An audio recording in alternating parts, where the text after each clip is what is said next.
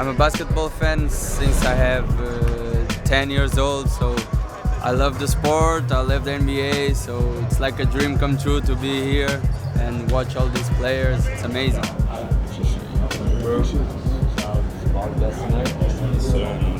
Number 10, you like it? Since I'm here in Chicago, I've been in all home games. I only miss the home opener because I had my surgery in LA, so I couldn't be here, but I'm always here and watching Bulls games. It's amazing.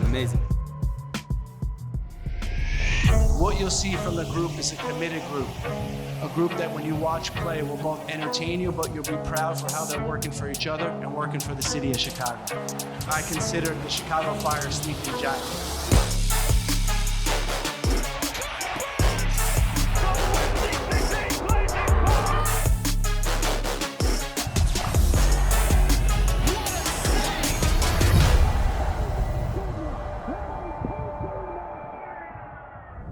Welcome to Inside the Fire, everybody. Man, I cannot believe that this is the last episode of the 2025 season. Like, where did the time go? I feel like it went by so fast, but here we are. And I am your host, Gabe Ramirez. And on this episode of Inside the Fire, we are going to say goodbye to one of the most influential homegrown players in Chicago Fire history, Brian Gutierrez, as he starts the next chapter of his career.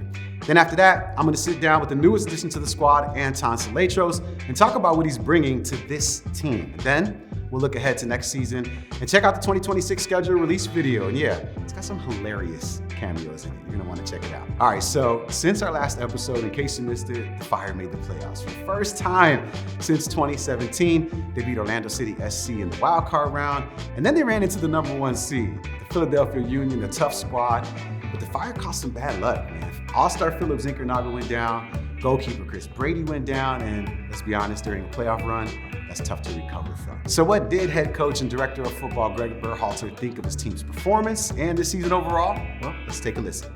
This is Inside the Fire. Just like we had a very clear game plan coming out when we went to Philly, they had a very clear game plan also. They wanted to pin us in our half. And it was difficult. It was complicated. A lot of second balls, a lot of challenges, a lot of duels. When you look at the goals we conceded in a playoff game, you need to defend much better than that. You need to, you can't make those mistakes if you want a chance to win. Right now is an empty feeling, right? Defeats are very difficult. But, I was talking to someone the other day about, how there's a spark.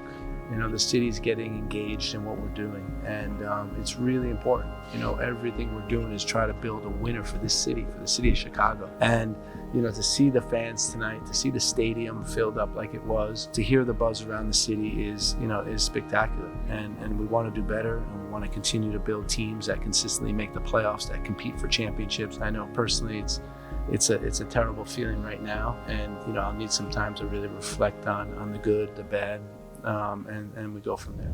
All right, so the Chicago Fire have one of the best academy programs in the country, and the proof of that is in the talent it produces. And one of those guys is Chicago's very own Brian Gutierrez, aka Guti. And I mean, this guy's been a mainstay with the club starting in 2013 when he signed with the academy all the way up to his first team homegrown contract in 2020. I mean, I even got a chance to kick it with him at Lollapalooza a few years ago.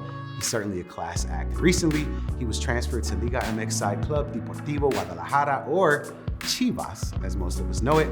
It was his favorite childhood team, so I'm glad that he's there. We're sad to see him go, but definitely excited for his new journey. The Chicagoan mentality for me is waking up and working hard every day, having that blue collar mentality and just keep going. Don't let the setbacks set you back, and just keep going, look forward, and fighting every day to reach your goals. Fire homegrown Brian Gutierrez makes his Chicago Fire debut. And what a big moment this is for 17-year-old Brian Gutierrez in Chicago Fire homegrown, making his first professional start in Major League Soccer. Beautifully weighted ball. Gutierrez scores. Hey, stop! All right, time to practice. Yeah. Southside till I die. Gutierrez is there. Then Gutierrez doubled Chicago's lead. Now it's Brian Gutierrez, and the Fire have an early lead. Brian Gutierrez over the top. Oh, it's in! It's in! Now drifting through the air. He'll go for goal, and he fires in the opening goal. Brian Gutierrez. Here's Gutierrez. Oh, wow! The local boy from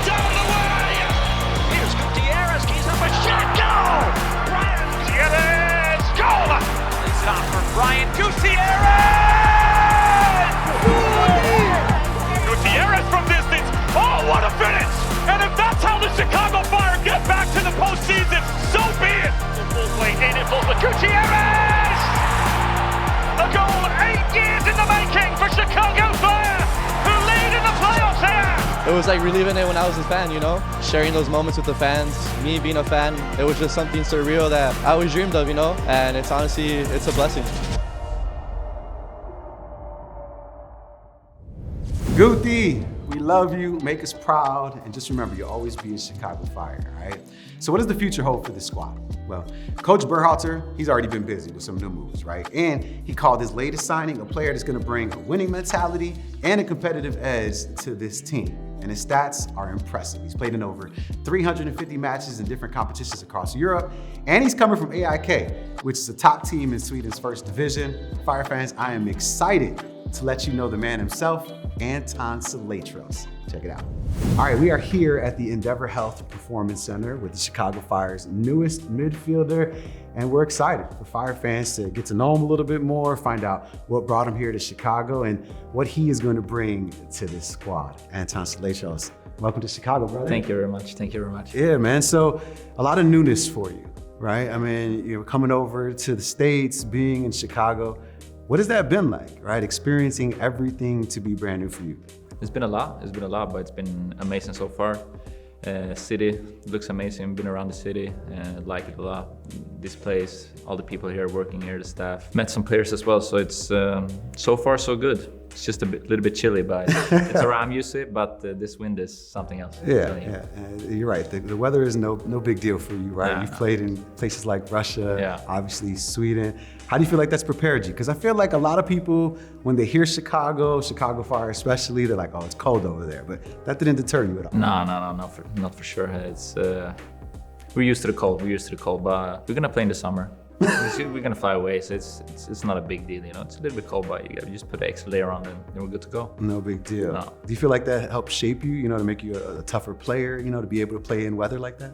I think you just used to. If it's cold, if it's warm, it is what it is. You get a job done. Okay, so you're used to the weather, but Chicago's a different animal. So what made you want to come here to Chicago? I know it's not the winters, but what was it? Nah, to be fair, I've always thought of myself playing in the MLS. And then I've been talking to Chicago for a long time. Talked to Greg and all the other on the board, and everything looks good. We have been moving forward. And then I looked into it, watched a couple of games, get to know how the team plays and the city and what Chicago stands for. And I felt that it was been a good move for me, so I'm really happy to be here. Excited for the new season. Last season was a good one, but next year we're gonna bring it even further. Love hearing that. Tell me some of your takeaways from watching the games, because that's interesting, right? Being able to see a squad that you're anticipating going to. What were your takeaways? What did you see? I like the confidence on the ball in the team, the playing style, the aggressiveness, and the direction they always play towards the goal. So it's something where I see myself contributing with and be a part of. Well, you mentioned the aggressive style, right? You see the guys up front, Hugo, Phillip, Bamba on the outside. Getting some good play in the midfield is certainly something that we need. How would you describe your style of play? I'm gonna be a service to those guys. I'm gonna give them balls and they're gonna put it in the goal. So I'm just gonna be a service man, I'm a team guy. Do everything for the team. Works a lot, but I like to play with the ball, play passes forward, go on goal. So my job is to give those three guys up front easier day. Yeah, and I think that's what we've seen a lot of, right? The guys in the front can handle it, and then obviously Franco was someone that came in middle of last season, really was a big help there. When you talked to Greg, right, he talked about your winning mentality. Describe that a little bit to me, and because obviously you've won titles, and what does that mean for you? That's why I play the sport, to win. It's not like in the beginning when you're young, you're there to have fun. But the longer it goes, it's all about winning. And I've been captain in my former teams, in the youth teams, in the youth national teams, and later on senior team in my old club. And winning is everything. So I want to bring that winning mentality into the team. I'm sure they already have that, but I want to put an extra layer on it with my character. So I'm just trying to help the team and the club, the city move forward. I love that. And you mentioned wearing the armband. Obviously that comes with a lot of pressure, a lot of responsibility. How do you feel like that shaped you? Because you seem like a very mild-mannered individual in the moment, right? But you have to have dealt with adversity when having that armband on you. What has that been like? Especially when I was the captain of of my local team. It's a big team in Sweden, Stockholm, and you represent the city because you're from that city. So it's pressure, but I like the pressure. It's a privilege to have pressure. If you have the pressure on, it means that people care, and that's what we're here for. Want to get the fans going, get the city going, and for me, it's a privilege just to be in it every day. Yeah, and you're going to be in it with some good guys on this squad, and you've obviously had the opportunity to practice here at the Endeavor Health Performance Center. We think highly of it. I'm curious, your initial thoughts of being on the pitch with some of the fellas, but being in the building as well.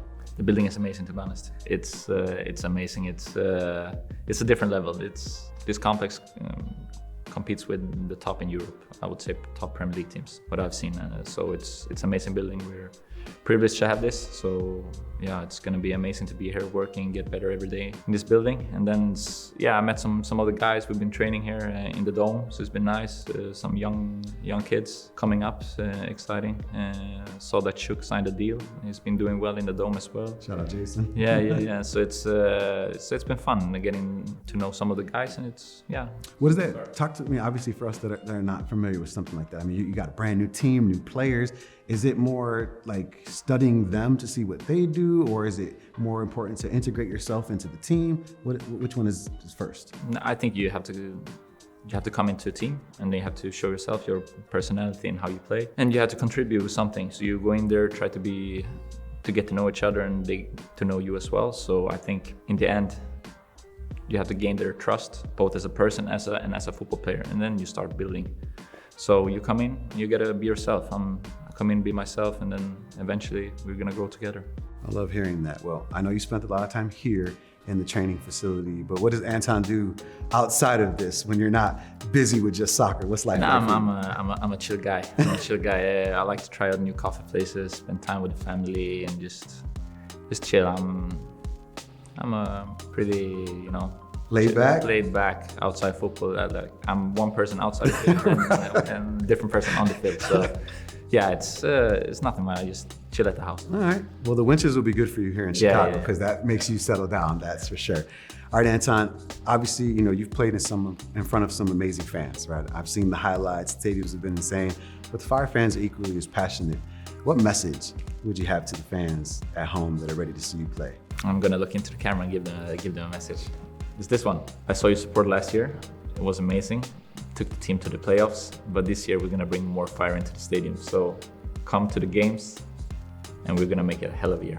I love that, man. And then lastly, goals for you personally, right? I mean, I know you seem like a team forward person, but obviously coming to MLS, some place that you said you wanted to play, you have to have some personal goals. Of course, you always have personal goals. Yeah.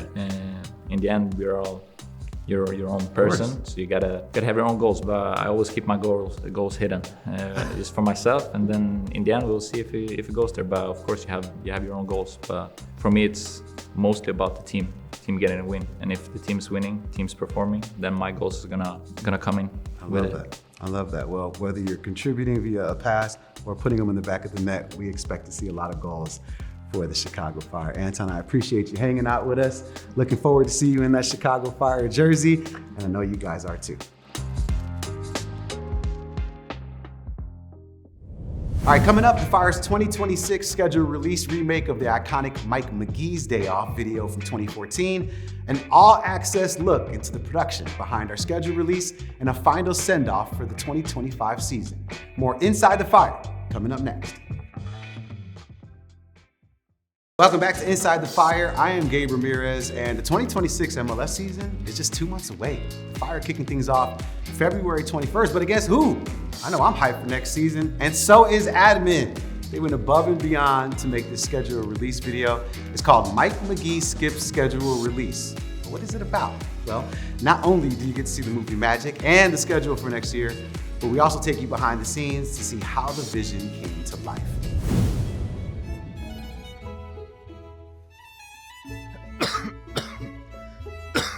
What's the matter, Mike? Dude, he's been in and out of the bathroom all morning. I think he has food poisoning. I mean, look at him. He's pale and sweaty. I have to make the schedule release shoot, guys. I have to show everyone I'm committed to my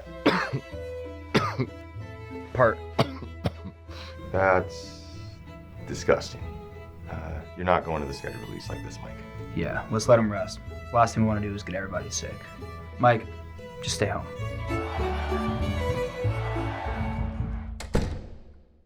They bought it. How can I possibly be expected to schedule a release on a day like this? I'm taking the day off, so get dressed and come on over. I'm dying. You're not dying. It's just off season and you're bored. He'll keep calling me. He'll keep calling me until I come over. I'll go. Who are you talking to? Mike McGee. McGee? He's supposed to be here by now. Oh, that sounds serious. I don't think he's gonna make it. So where are we gonna go? The question isn't where are we gonna go, it's where aren't we gonna go?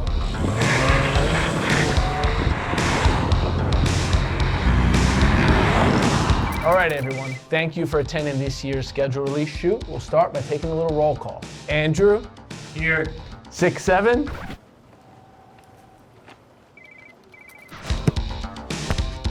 McGee? JoJo. I'm not surprised McGee's not here. I've heard he's taken a day off before. McGee? Hi, I'm Jeff Morrow. You're Jeff Morrow, the Sandwich King of Chicago? That's me. Interesting. マジで信じられないよ。マイクがスケジュールリリースをスキップするなんて。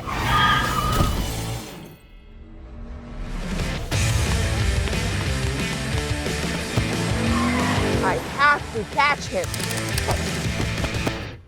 Was that Philip Zinkernagel?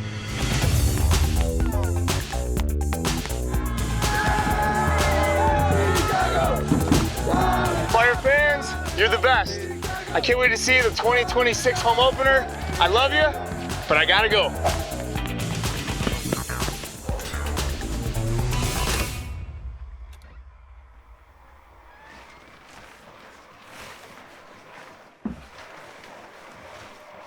Man, I hope he's okay. He really missed a great schedule release today.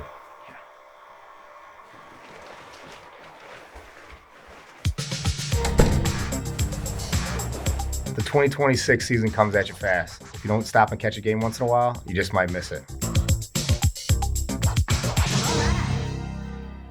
One, action! Sky? He says there's 1 million followers last week that his friends go to Chili's I did a and drink review of cold Chili's. beers, and then mentions one of our friends who we're always with. Well, they're always and none bragging of about our it. girls ever knew we went to Chili's. Oh, interesting. That's a little suggestive. Interesting. Ready? Yes, ready. 1 second. Oh, I just hit the hood.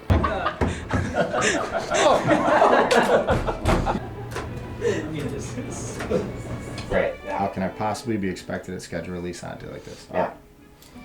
3, 2, 1, action. 3, 2, 1, action. Nope, Joe, your camera's right in frame. You're just gonna say, you're not dying, you're just. Ooh, that's gonna sting. Then you say my line. The question isn't where are we? Yeah, I told you. It doesn't roll off the tongue. Rolling. All right, so we're ready. Can't wait to see the 2026 home opener. I love you, but I gotta go. You're Jeff Morrow. Eh. You're not dying. Stop. Stop. Everybody stop.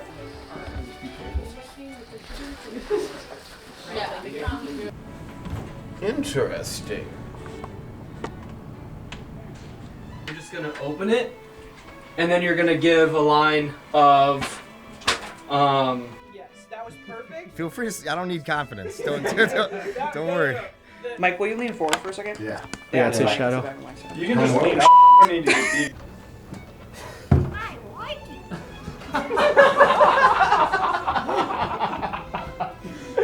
McGee? McGee? McGee? McGee.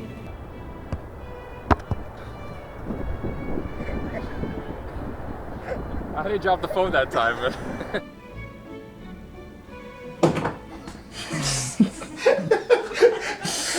Sorry. Watch, hit the wall.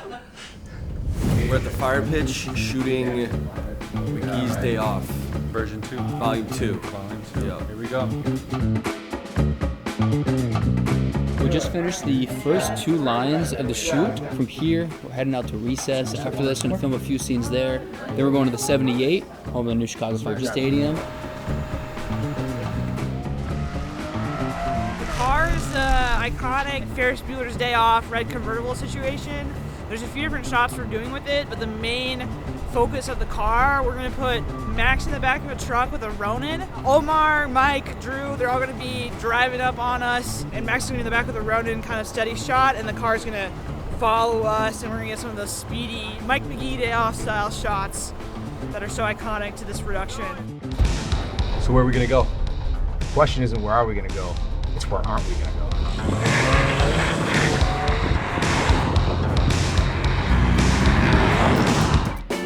So we just wrapped the Angry Sister scene with Yuki Nagasato, former Chicago Red Stars player.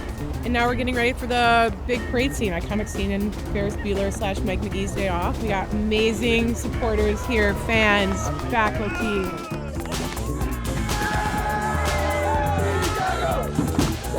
Fire fans, you're the best. I can't wait to see the 2026 home opener. I love you, but I gotta go. This guy was the star right here. This guy. The reasoning behind Sam Rogers wearing the horse costume was there actually was no reason at all. We wanted the audience to really ask what is occurring during the filming of this schedule release, so the horse costume actually serves no purpose. It's kind of just a fun prop to just to throw in and just be goofy.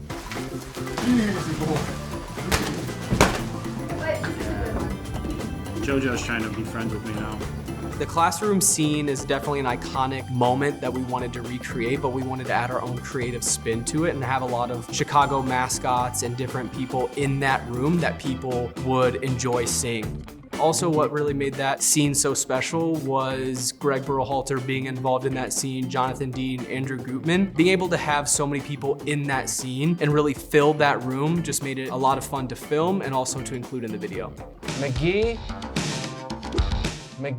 JoJo. I'm not surprised McGee's not here. I've heard he's taken a day off before.